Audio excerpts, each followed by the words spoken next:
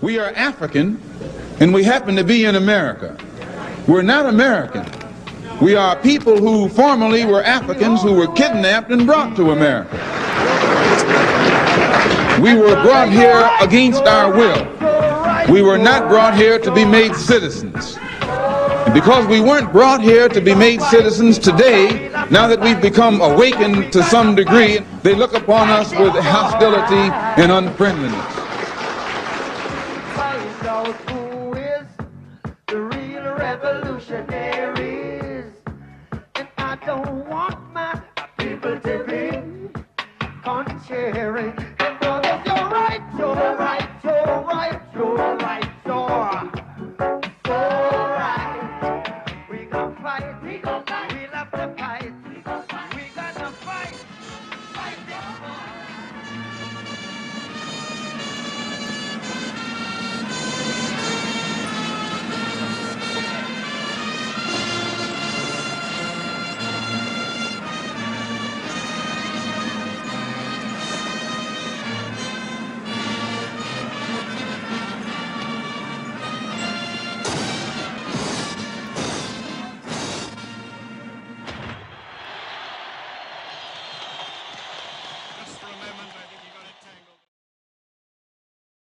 It doesn't matter how much education you have, how many degrees you've earned, how much money you have, how much influence or affluence you may have attained, that the highest black person can never be equal to the lowest white person. You are still a nigger. These niggers ain't got no business in this school. We are white people. We don't want them to go to school with niggers. It was an insult that earlier generations of African Americans had to accept. They had to take it because you raise your voice or your hand in protest, and you would get a visit from the hooded white thugs in the middle of the night. Oh man, don't look like that. You know how stuff changes here. One step forward, 2 steps back. Name one black person working a shop downtown. Unless they got a broom in their hands. They got one brother on the police force. He been there 4 years and still ain't allowed to arrest any white folks. So what y'all gonna do about that? Shh. People been pushing chains downtown for years. Ain't nothing gonna happen. Yeah, I agree with you, Eddie. Ain't nothing gonna happen. I should make it happen.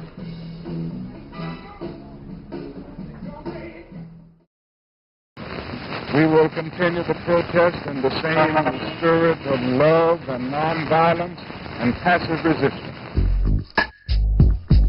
The resistance. Young people will begin to resist.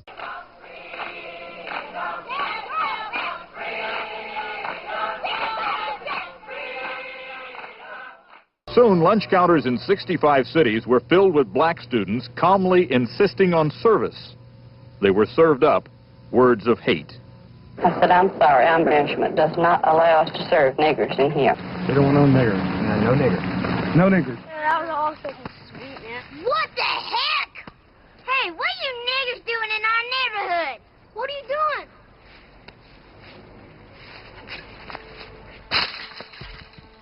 Y'all better get your black asses out of here before we come over there and kick them out.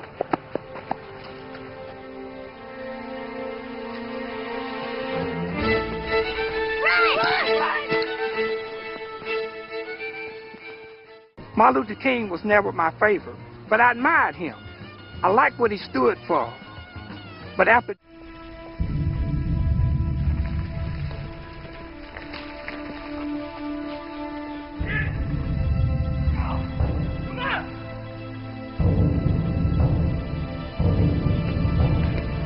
nobody was having that shit anymore. We was about ready to kick some ass our own selves.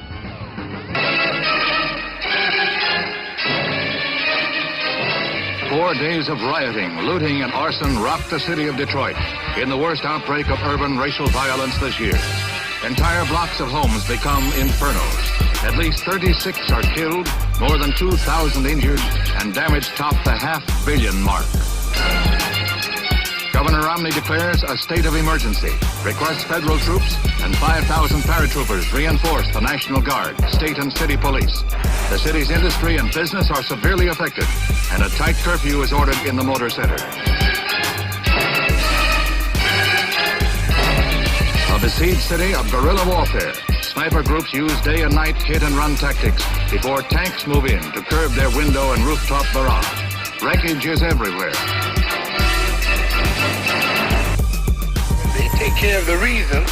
Not only will they eliminate this one, but all others that will come about.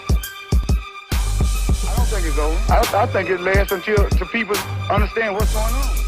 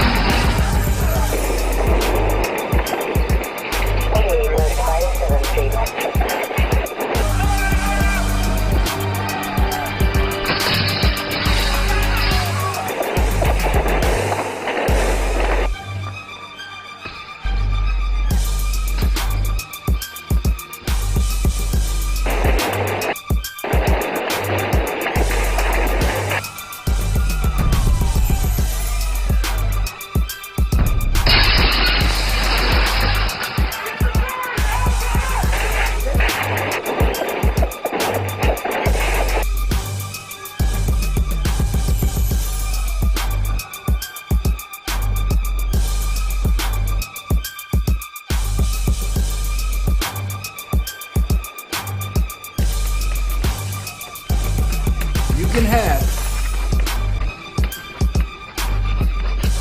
whatever you can take. Yeah. That's right. Yeah, Mr. Chase.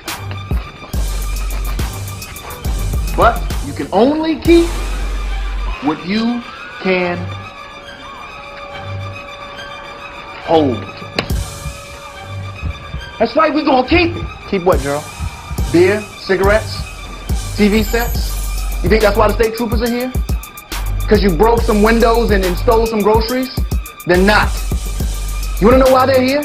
They're here because last night when you hit those streets, you took something more valuable than you could ever imagine. Something our family's been fighting for years. I'm talking about equality. And they're not gonna let you keep it without a fight. I ain't giving it back. Me neither. Good. Civil rights leaders make a joint condemnation of the violence and call for an end to the rioting. President Johnson, using firm words, urges the nation's citizens to support the maintenance of law and order. I know that the vast majority of Negroes and whites are shocked and are outraged by them.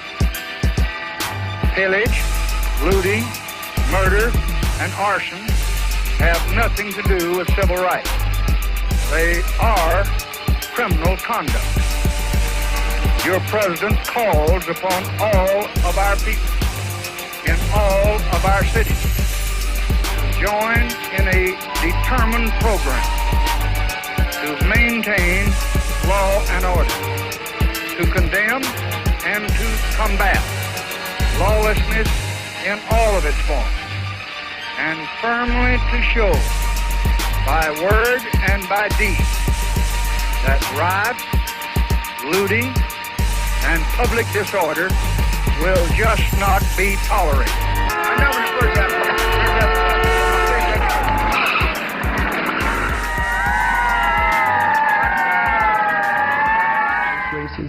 Lyndon Johnson is the biggest nigger lover in the United States. Amen. He may think that he can use his Justice Department with Bobby Kennedy at the head of it, and he may think that he can use J. Edgar Hoover and the FBI and the Army to force us white people here in St. Augustine and other parts of the nation to mix up with niggers. But if he sends troops in here and puts a bayonet behind every one of us, we still will not mix up with a bunch of black savages. If they say, well, you can't have a poll tax, they can say you can't have a gas tax or a cigarette tax or anything else. Federal government's telling the states pretty tough what their business is. Now, you can say that they can't discriminate, but I've got to prove that it discriminates, and I can't prove it in Texas. There are more niggers voting there now than white folks. There are more of them buying poll taxes now than white folks. Higher percentage of them. And I can't show that the literacy test that discriminate against because they haven't got any. They got no test at all. Just by God, anybody that can get up and pay $1.06 can vote.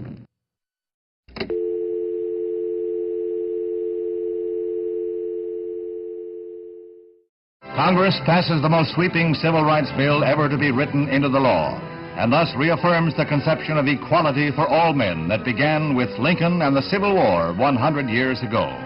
The Negro won his freedom then. He wins his dignity now. Why should the black man need some legislation to prove that he's a human being, when you don't need any legislation to prove that whites are human beings? You will never get real freedom and recognition between black and white people in this country without destroying the country, without destroying the present political system, without destroying the present economic system, without rewriting the entire Constitution. It'll be a complete destruction of everything that America supposedly stands for. We must also realize that the problems of racial injustice and economic injustice cannot be solved without a radical redistribution of political and economic power. If you can't do for yourself what the white man is doing for himself, don't say you're equal with the white man. That's right. If you can't set up a factory like he sets up a factory, don't talk that old equality talk. Black power means dignity. It means we're going to walk side by side with you or through you. We're going to be with dignity and integrity. We don't want any more than you have, and we're not going to accept any less than you have. Believe in yourself and believe that you're somebody. Nobody else can do this for us. No document can do this for us. No Lincolnian Emancipation Proclamation can do this for us. No Kennysonian or Johnsonian Civil Rights Bill can do this for us. If the Negro is to be free, he must move down into the inner resources of his own soul and sign with a pen and ink of self-assertive manhood his own Emancipation Proclamation. We all agree tonight, all of the speakers have agreed that America has a very serious problem. Not only does America have a very serious problem, but our people have a very serious problem. America's problem is us. We're her problem. The only reason she has a problem is she doesn't want us here. And every time you look at yourself, be you black, brown, red, or yellow, a so-called Negro, you represent a person who poses such a serious problem for America because you're not wanted.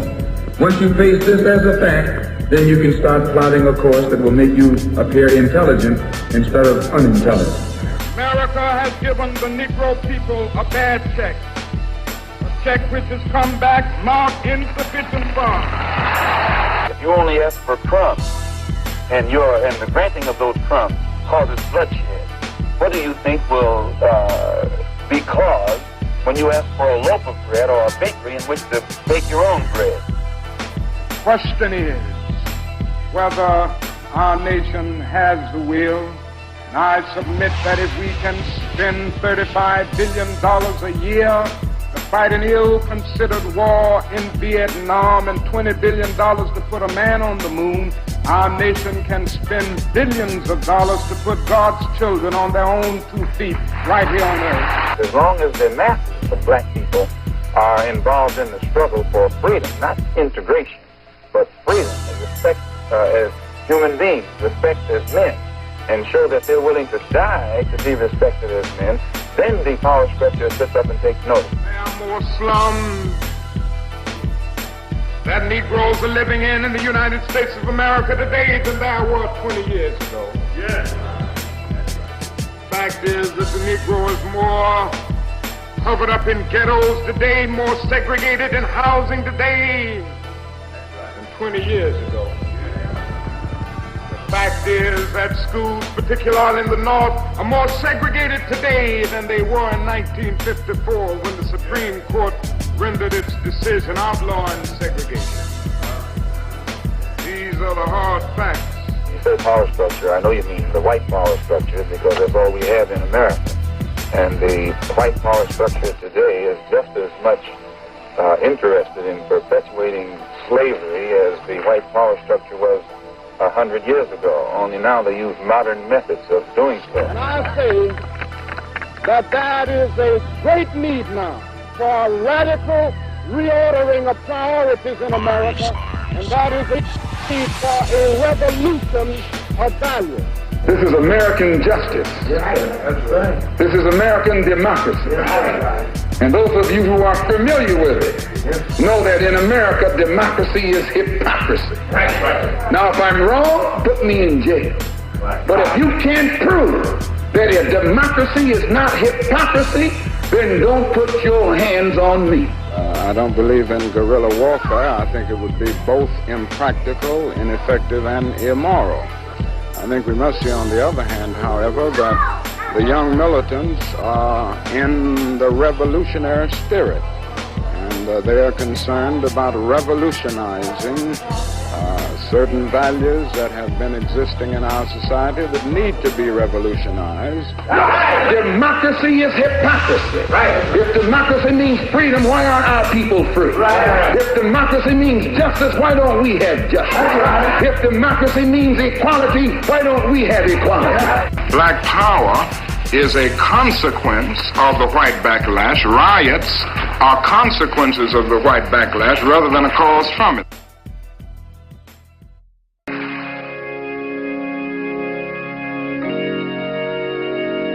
To kill the brother because he had began to take meaningful steps towards gaining the freedom for his people.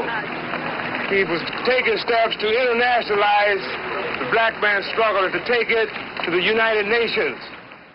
Instead of it being called civil rights in the future, we're going to have to label it a human rights struggle, or the struggle for human rights. I, for one, will join in with anyone, don't care what color you are, as long as you want to change this miserable condition that exists on this earth. I want to say to the people of America and the nations of the world that we are not about to turn around. Yes, sir. We are on the move now. Yes, sir. Yes, we are on the move, and no wave of racism can stop us. Yes, sir. The burning of our churches will not deter us. The bombing of our homes will not dissuade us. The beating and killing of our clergymen and young people will not divert us. The wanton release of their known murderers will not discourage us. We're on the move now.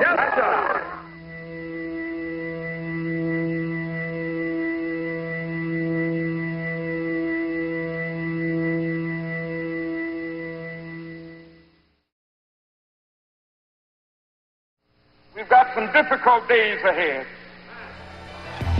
But it really doesn't matter with me now, because I've been to the mountaintop. So I'm happy tonight. I'm not worried about anything. I'm not fearing any man. Mine eyes have seen the glory of the coming of the Lord.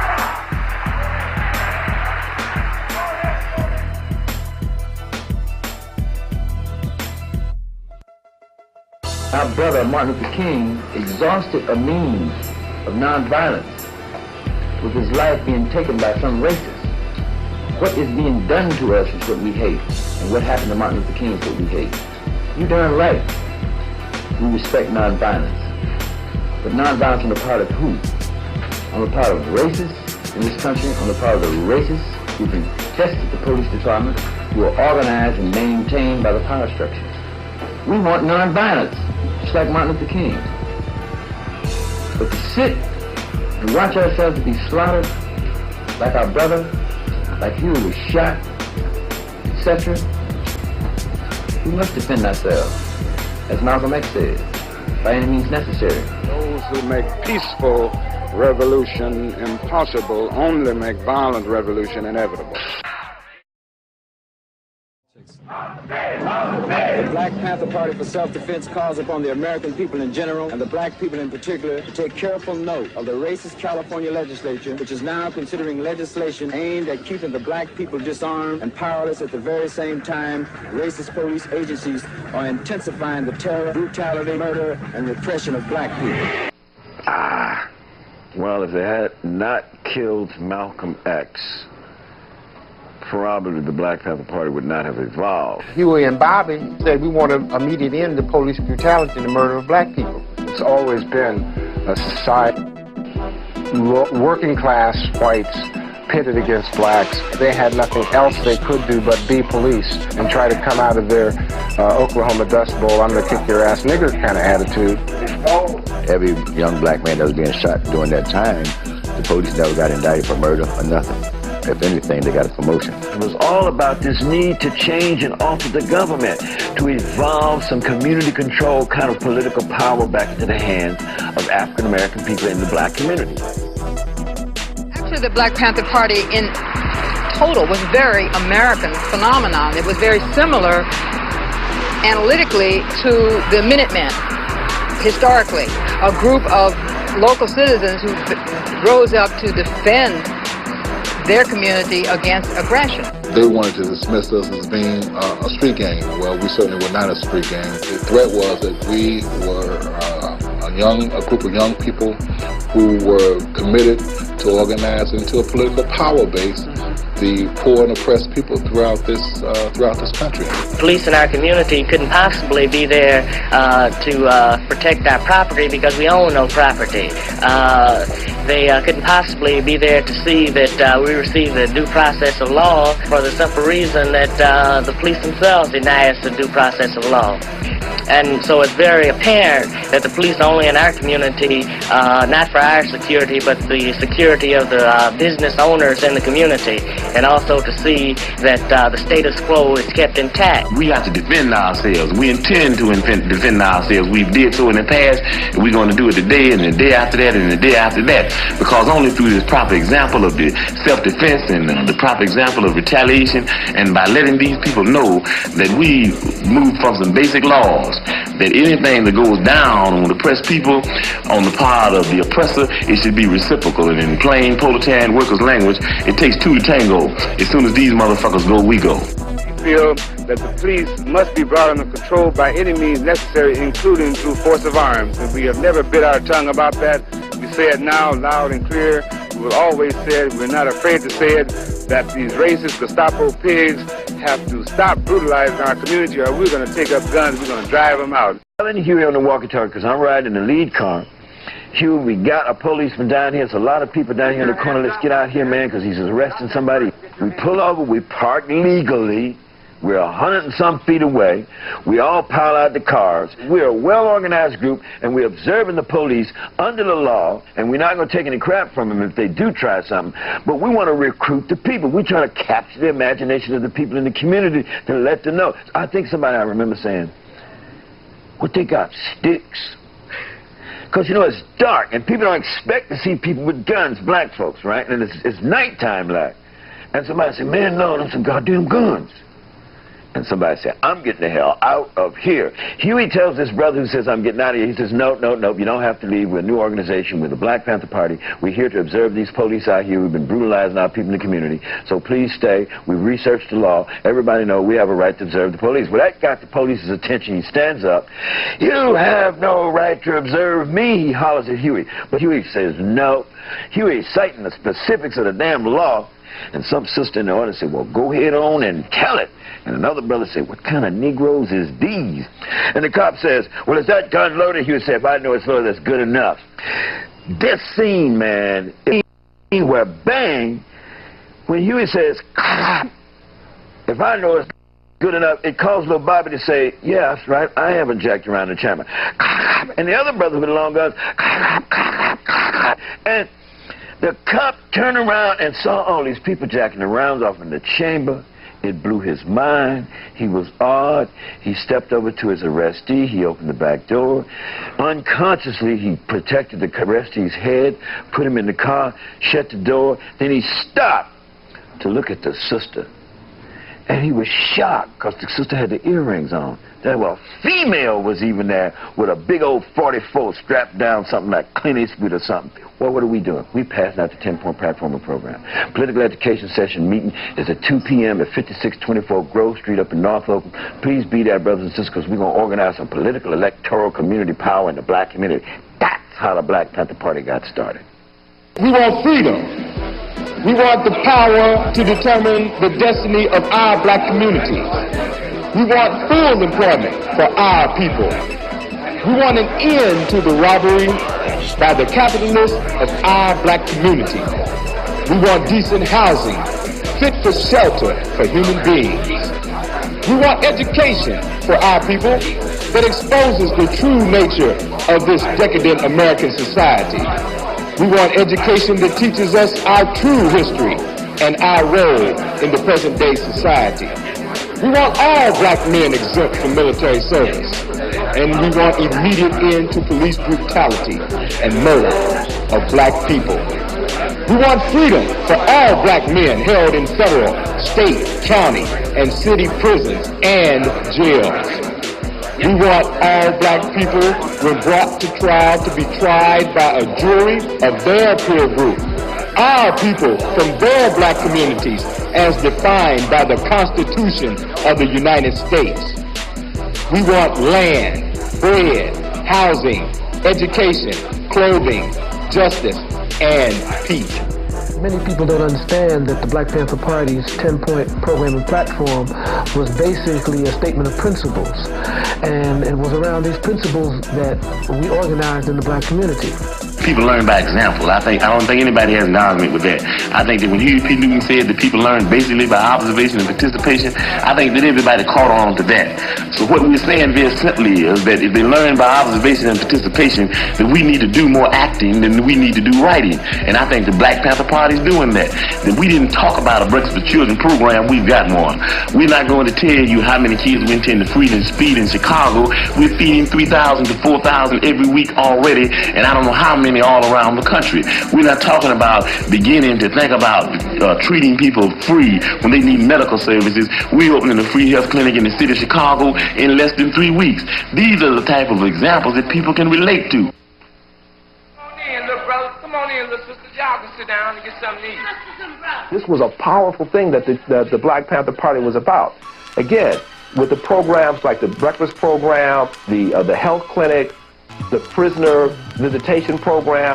I remember the sickle cell anemia program. Check this out. In 1968, the Black Panther Party, sickle cell anemia was not noted in the United States like it is today. I mean, health care is essential to your life, and to be denied health care because you don't have the money to pay is like saying, well, your life isn't worth anything.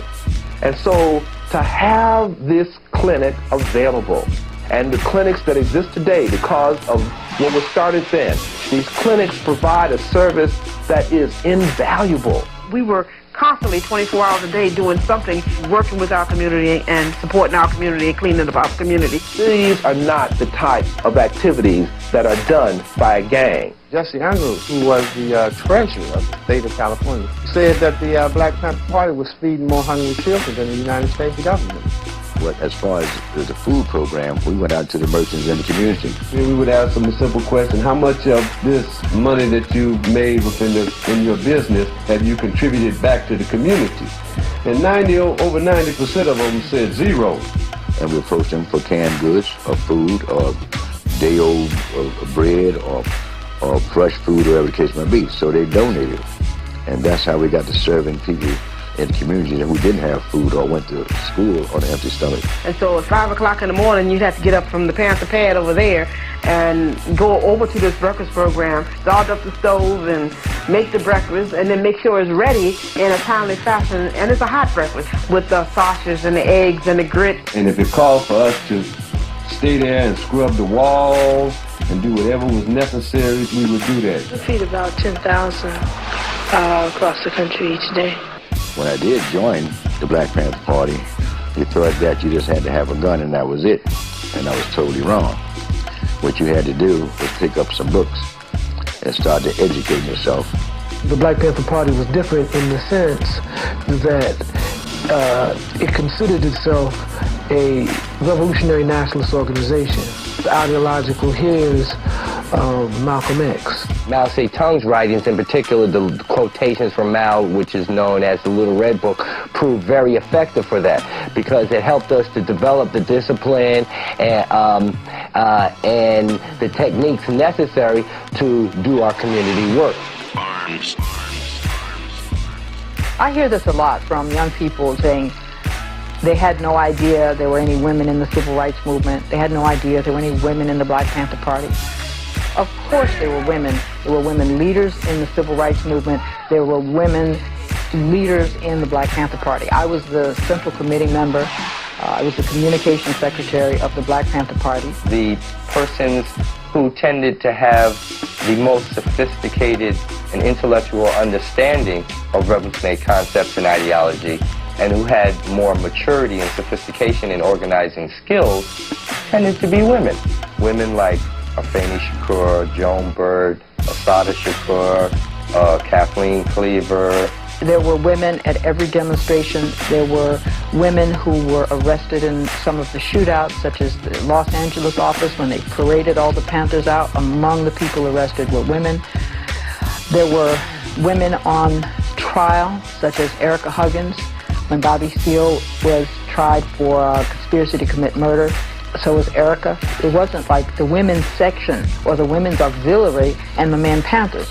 We're all in this together. We were involved in the process of re-socializing and re-educating ourselves as black men to the contradictions of sexism in the black community.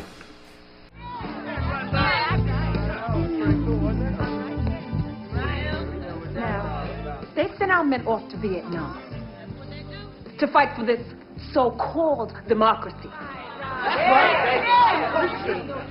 But when they get back down to the South Bronx and to Bed-Stuy and Harlem and Watts, etc., etc., shit is worse than ever. There is something very sick about it.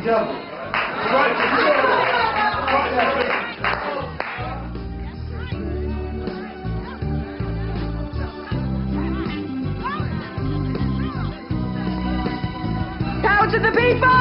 Power to the people! It was a huge and big and rich time in history. We weren't, as the media and history would have us believe, a gang of hoodlums. I lived there. That was my life. I wasn't just some armed guerrilla intruded in on the community. That was my home.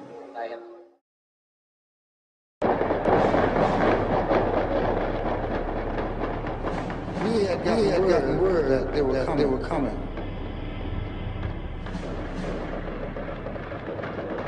They came in to murder us in our sleep.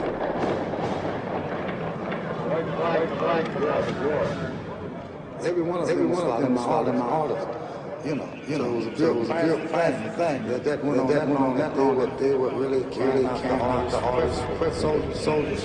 And they had us in the glass. Still going on. So proud. I'm still proud of them to this day. Because of Geronimo's military leadership. That's what kept us alive. I joined the service. I got the training, and I can do exactly what they told me to do. Teach our people how to defend ourselves from all these lynchings.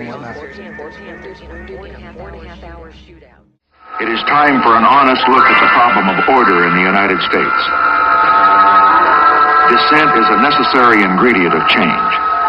But in a system of government that provides for peaceful change, there is no cause that justifies resort to violence. Let us recognize that the first civil right of every American is to be free from domestic violence. So I pledge to you, we shall have order in the United States. We were engaged in clearly a war of survival, a war for self-determination, a war for economic freedom, a war for cultural freedom, to be able to learn things of our culture, to regain our historical identity. The slave master never liked the slave to get in a defensive position. He's called the uppity nigger and he's lynched. But when you begin to study ways in which to thwart this genocide, these genocidal wars, and come up with ideas, logical ideas that will work, then you become the greatest threat to the internal security of the United States. And if that organization is the greatest threat, then this militant military apparatus is up for grabs. It's fair game. All is fair in war and love and war. So you get a COINTELPRO, a completely illegitimate thing, and it's thrown at you, and you say, well, you can't cry. You know this was a war.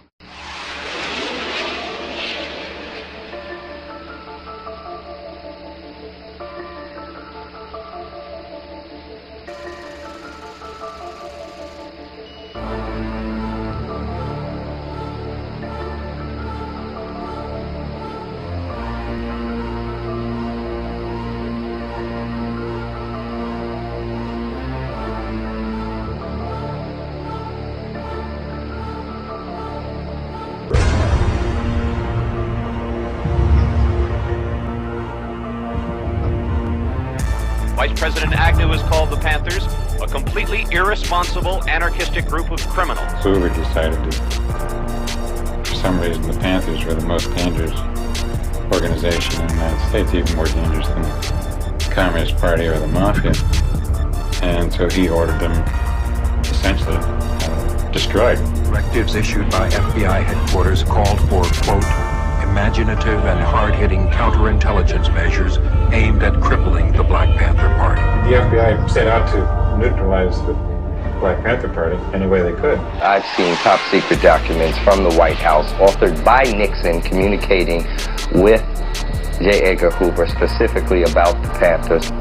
COINTELPRO was the code word for counterintelligence program, and it was a program that the FBI created in 1956 to go after the Communist Party with intentions of trying to neutralize the party, put it out of business. In 1967, they start what became known as MH Chaos, a code word for illegal domestic operations within the United States. In the year of '69, every branch and office of the Black Panther Party in one way, shape, fashion, form, or another was attacked by the power structure, law enforcement agencies, and so on. They got involved with people and caused a lot of problems, but we was aware of it. We just wasn't aware of the extent that the LAPD, the federal government with its COINTEL, the CIA, FBI, we wasn't aware to the extent that these people were involved. We can say that COINTELPRO was a kind of codification for white supremacy in America, because the function of the FBI was to preserve white political, social, economic supremacy in America. The CIA is completely very powerful in this country. Nobody knows how powerful. The CIA had liaison projects with police forces all over the United States. These activities were run by the counterintelligence staff of the CIA. It was put in counterintelligence in order to bury it as deep as possible in the agency and prevent exposure. The FBI had an intent shown by their programs against Dr. King, showed by the document I talked about preventing the rise of messiahs like Dr. King, that they wanted that to happen, and that they had again taken very active steps to do that. So then when Dr. King is killed a month after this document comes out, and after all of the attempts to get him to discredit him and to disrupt his organization, and in fact to have him do physical violence to himself and have others do physical violence to him, I mean, it becomes almost irrelevant whether they pulled the trigger or not. Because we know that they did pull the trigger on Fred Hampton.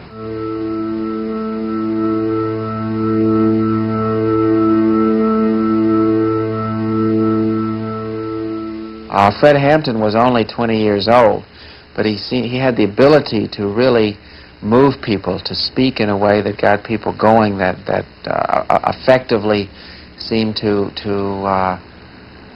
energize them. The immediate, violent, criminal reaction of the occupants in shooting at announced police officers emphasizes the extreme viciousness of the Black Panther Party. So does their refusal to cease firing at the police officers when urged to do so several times. Ed Hanrahan, who was the political heir apparent of Mayor Daley, wanted to take credit for having killed this Black Panther leader. So he went on television, and he went on television explaining how Fred Hampton had come out of his bedroom firing a pistol, and how all the Panthers inside had repeatedly broken ceasefires and repeatedly fired at the police. The problem is when you fire a bullet, two things happen. You have a shell that comes from your gun, and you have a bullet that comes out the other end. When the evidence was all gathered, it turned out that all the shells that were found in the apartment came from police weapons, with the possible exception of one.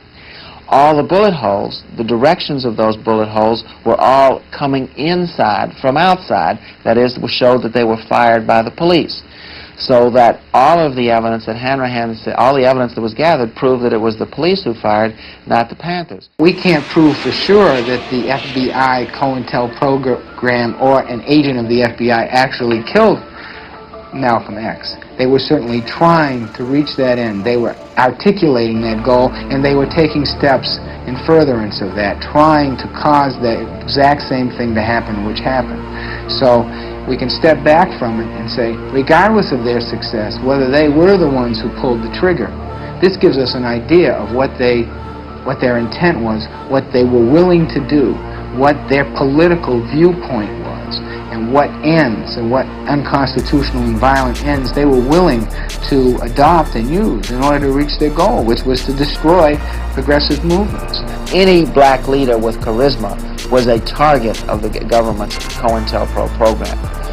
And that's stated in their own objectives of the program. A memorandum was uncovered from the FBI, which declared, though we did not pull the trigger on that day,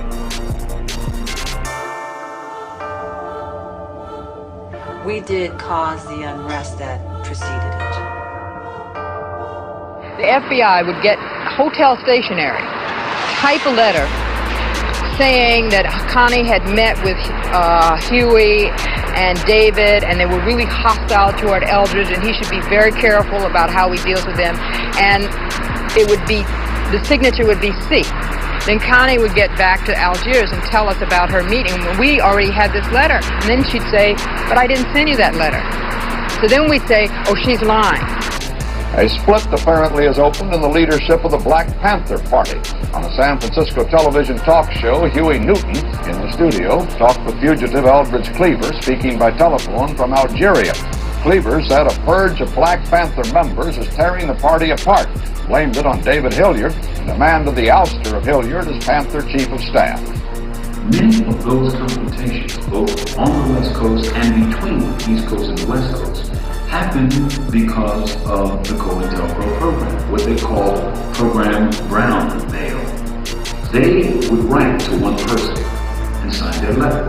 They would write to another person and sign each other's person's signature. So the government made it very crucial to their success that it looked as if these things just happened by accident. There was no connection between the plan of the FBI and the fact that so many Panthers were arrested, so many of them went to trial, so many of them marriages broke up, so many terrible things happened. However, when these things are happening to you, you know it's not an accident. You know it's not random. In one situation, the FBI used a fugitive named George Sams, and they chased him across the country, and they would raid each Panther office just as he left, but they would use his supposed presence there as an excuse. And it really cracked the Black Panther Party in two by creating two factions.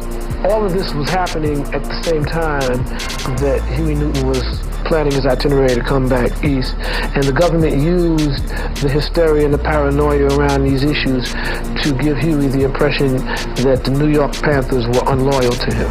They wrote to people in my name, signed my signature, and these were crazy letters that were written by the FBI. And Jeff Fort got a letter from Chairman Fred. Of course, they thought those letters were from each other. And the tone of the letters were incendiary. Or you're a punk. If I see you, I'm going to, shoot you. You're a coward. If you had guts, you would come down here. I mean, it was literally an attempt by this government to incite violence. Random. We knew at the time there was a conspiracy. We knew it was planned. We knew it was coordinated. We just had no idea how sophisticated the plan or how sophisticated the coordination was, and or the collaboration between the various agencies. We didn't know it was called COINTELPRO, that involved the Department of Defense, it involved the White House, it involved the CIA and the FBI in coordination. We didn't know all that, but we knew they were doing these things against us. They were doing them deliberately, and we knew that they were wrong. That can't work because it's the black one have that wisdom to know wagwan. You understand? And the other man know have the wealth and the island, all of that as energy. So we really want is that the people that want to come together, which it's not easy. It's not very easy. Because to some people belly full. Them protest for the system. Them fight for the system because them cool, them belly full. But you have a lot of hungry people now where them could have full them belly. If them want, them could have fight for the system and full them belly, but them prefer remain hungry and fight for freedom more than for just giant, for just a belly full. You know what I mean?